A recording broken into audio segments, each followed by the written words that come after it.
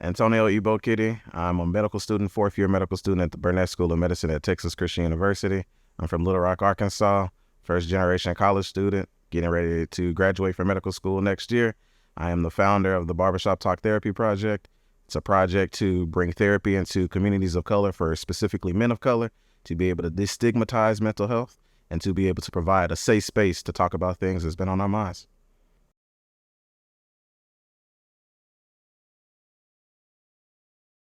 So I created the Barbershop Talk Therapy project because men need a safe space to be able to talk about things they don't often talk about. And they need a place to look good as well, right? And so it's the whole mantra, you look good, you feel good, you feel good, you play good, Deion Sanders. But also the fact that men often really don't talk about these things outside of the confines of places that they can be vulnerable in.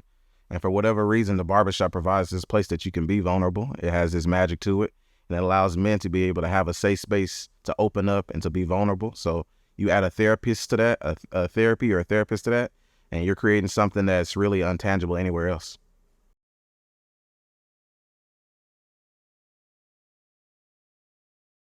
I think it's important for Black men to have a safe space to talk about mental health because there are no safe spaces at all, right? We're dealing with a lot of different stresses of the world, systemic, micro, macro aggressions, different things that are, weighing you down on a consistent basis.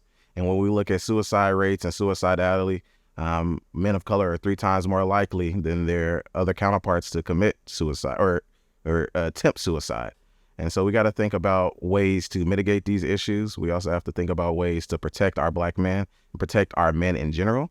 And so I think that this was just me trying to figure out one step, and then maybe on somebody can, take this and fuel it and go further, and we can do something to protect our men one barbershop at a time.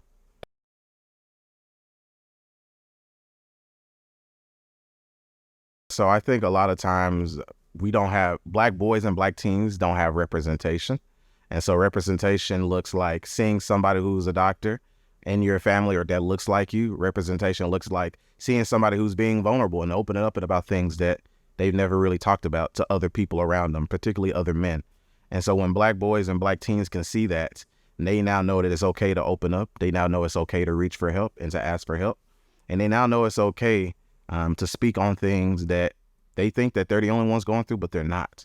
And so I think that this space, the barbershop, really provides that space. And when they can see older men doing it, it's only going to get better and it's going to propagate downwards.